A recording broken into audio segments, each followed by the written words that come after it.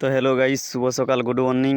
আপনাদেরকে আজ পোড়া ধান নিয়ে দেখাচ্ছি। তো সকালবেলায় আমি বাড়ির থেকে এসেছিলাম মাঠের দিকে এসে দেখছি পাশের চাষির যে পরিমাণে ক্ষতি হয়েছে সে বলা যাবে না, ধারণার বাইরে।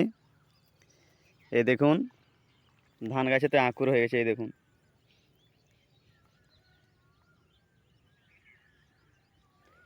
তো এই হচ্ছে চাষির পরিস্থিতি। আলুতে তো যা মার খেয়েছে, উল্টা এরকম ধানে যদি মার খায় তাহলে ভাবুন চাষির কী হারে ক্ষতি হতে পারে।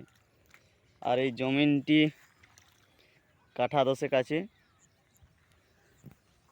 এই পাশের জমিনের এদের গাড়ি আছে, এরা আগেই কেটে নিয়েছে। আর এই বেচারিদের গাড়ি নেই, গরিব মানুষ। তো এদের ধানটি রয়ে গেছে, শুধু এদের টিয়ে রয়ে গেছে। 3টে জমিন এদেরই রয়ে গেছে। তো যাই হোক গাইস, এরকম চাষির ক্ষতি হলে বুঝতেই পারছেন চাষির কত বড় ক্ষতি হতে পারে।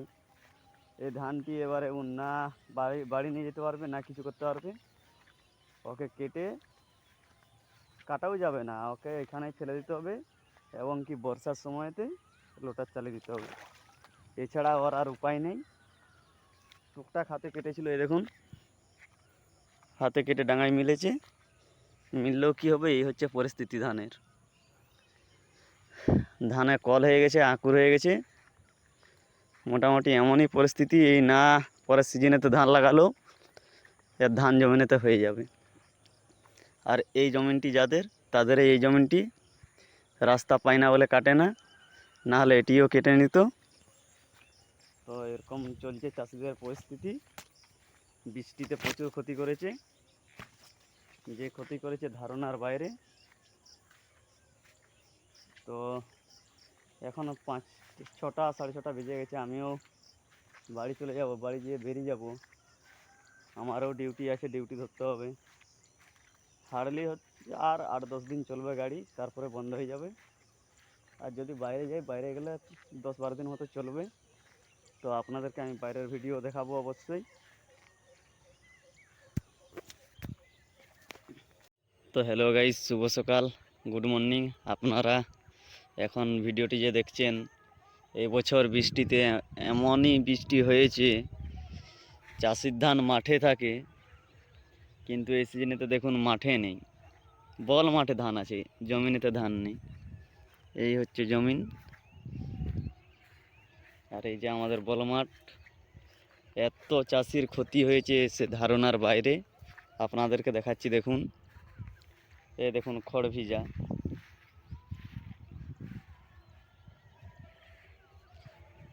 এই যে সব ধান জোড়ো জোড়ো করে রেখেছে।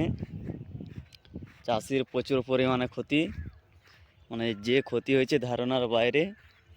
এই দেখুন, জমিনেতে ধান যা আছে তো আছেই, তার চেয়ে যেন মনে হচ্ছে বল মাঠেতে ধান বিশাল।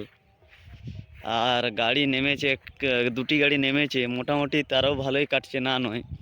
আর 2টি গাড়ি পাশাপাশি আছে, একটি আছে কিং 2, একটি আছে কিং প্রো।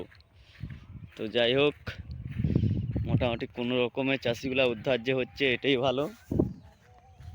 আর আমার গাড়িটিও চলছে 8 ঘন্টা, 9 ঘন্টা, 10 ঘন্টা করে চলছে। তো আমার মালিক আরও 2টি গাড়ি নিয়ে এসছে। একটি এসছে কোবেটার কিং প্রো, আর একটি আজ রাত্রে ঢুকেছে GM 88।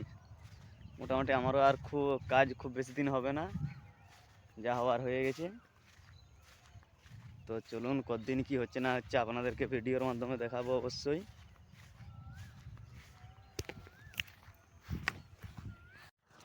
তো গাইস, আমি এখন রেডি হয়ে বেরিয়ে গেছি, মেশিনের কাছে যাচ্ছি। আর যে দেখবো আমার গাড়ির কি কি কাজ আছে না আছে। গাড়িটি আমার জলে রাখা আছে, গাড়িটি তুলবো, দিয়ে গ্রিস করব, দিয়ে কাটিং স্টার্ট হবে। পোড়া ধান কাটছি, খুবই প্রবলেমের মধ্যে। সে কাটারেতে মাটি ঢুকে যাচ্ছে, হাবি যাবি, প্রচুর কিছু হচ্ছে, চাষির ধান জাকা হচ্ছে। তো চলুন দেখা যাক। আমি এখন রাস্তা দিয়ে যাচ্ছি, আর এই হচ্ছে আমাদের গ্রাম, আর এই হচ্ছে আমাদের মাঠ। সকালে বলেছিলাম না যে 2টো গাড়ি আছে, ওই দেখুন, দেখাচ্ছে কি না জানি না, 2টো গাড়ি আছে।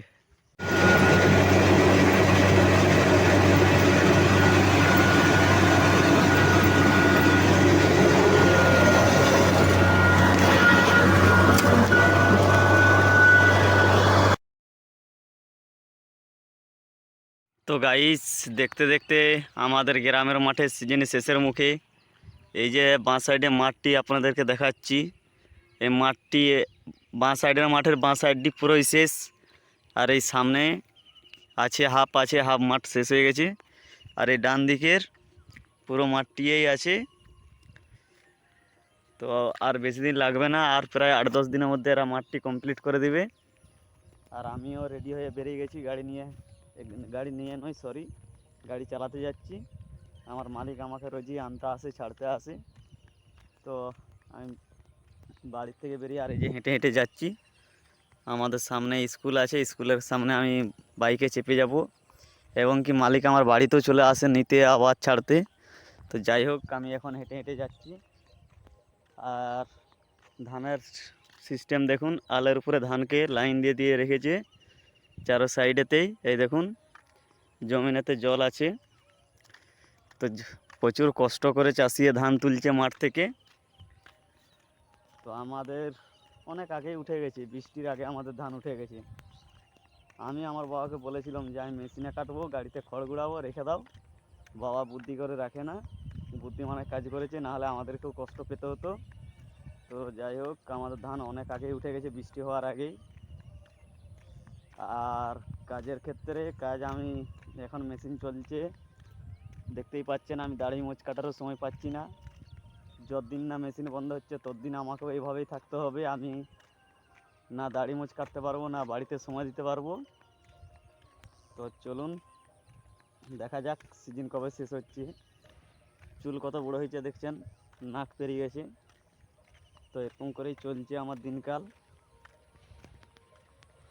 আর কাজ খুব বেশি দিন হবে না, যদি বাইরে যাই 12 থেকে 15 দিন, গ্রামেতে 10 দিন, প্রায় 25 দিনের টার্গেটে আছি। তো দেখা যাক 25 দিনে কাজে কত কি ইনকাম হচ্ছে না হচ্ছে, আপনাদেরকে অবশ্যই দেখাবো। আর আমি এবং কুবেটার শিখেছি, কুবেটারেই চালাচ্ছি, অন্য কিছু গাড়ি চালাচ্ছি না। কারণ অন্য কিছু গাড়িতে গেলে একটু ভয় ভয় টাইপের লাগে, গাড়ির কাজ জানা নেই। আর কুবেটার গাড়িতে শিখেছি, টুকটাক কাজ জানা আছে, এবং কি শোরুমের মিস্ত্রির সাথেও আমি কাজ করেছি। ওই জন্যই আমি কুবেটারে চালাচ্ছি। তবে চাপ নেই, আস্তে আস্তে অলরাউন্ডার ড্রাইভার হওয়ার চেষ্টা করছি। দেখা যাক উপরবেলা আমাকে কতদূর নিয়ে যায়, বা আমি কতদূর যেতে পারি। যা কিছু হয়েছে গাইস, সবই উপরবেলার আশীর্বাদই হয়েছে। আমাকে কেউ ড্রাইভারই শেখাতো না, উপরবেলার আশীর্বাদেই আমি ড্রাইভার হয়েছি। তো দেখা যাক আমাকে উপরবেলা আমাকে কতদূর নিয়ে যায়। আর এই দেখুন ধান পড়ে আছে সব। আর এই ধানটি প্রায়, এটা তো বৈশাখে শেষ হয়ে যাবে কাটতে। ধানটি এখনও সবুজ আছে, ওই জ্যৈষ্ঠীর 1-2 তারিখে কাটা হবে। এটা হাতে কেটে নেবে, এটার জন্য কোনো মেশিন আসবে না। আর এই যে ধান পড়েছে এই সিজনেতে, ধান পড়ে আমাদের ডিউটিটা একটু বেশি বাড়ি দিয়েছে। যেটা 1 মাস হতো, মনে হচ্ছে ওটা 40 দিন প্লাস হয়ে যেতে পারে, এরকম একটি টার্গেট আছে। তো ওই সাইডে 2টি গাড়ি নেমেছে, কালকে আপনাদেরকে ভিডিও অবশ্যই দেখেছি। তো ওরা এদিক থেকে কেটে কেটে আসছে, আর আমি বাইরের গাড়ি চালাচ্ছি। গ্রামের গাড়িতে মালিকরা পয়সা দেয় না, ওই জন্য গ্রামের গাড়ি আমি চালাই না। আমি সব দিনেরই ট্রাক্টর বলুন, মেশিন বলুন, আমি বাইরের গাড়িই চালাই। তো গাইস, কালকে এই মাঠটি ওই সাইডটি প্রায় ফাঁকা করে দিয়েছি।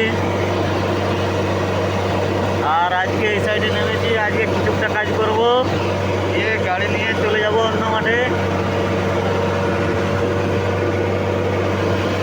তো এই যে প্রথম গাড়ি লোড হচ্ছে, ফার্স্ট ট্রিপ।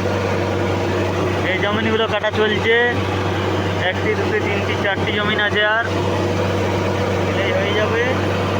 আর কালকে গাড়ি চলেছিল প্রায় আমার রাত্রি 9:30 10টা অবধি গাড়ি চলেছিল। তো এই যে মাঠটি দেখাচ্ছি আপনাদেরকে, এইটি আমার শেষ করে দিয়েছি কালকে। আজকে এই সাইডে নেমেছি, তো এই সাইডটি রেখে দিয়ে চলে যাব। বাঁকড়া বলে একটা মাঠ আছে, ওই মাঠে চলে যাব।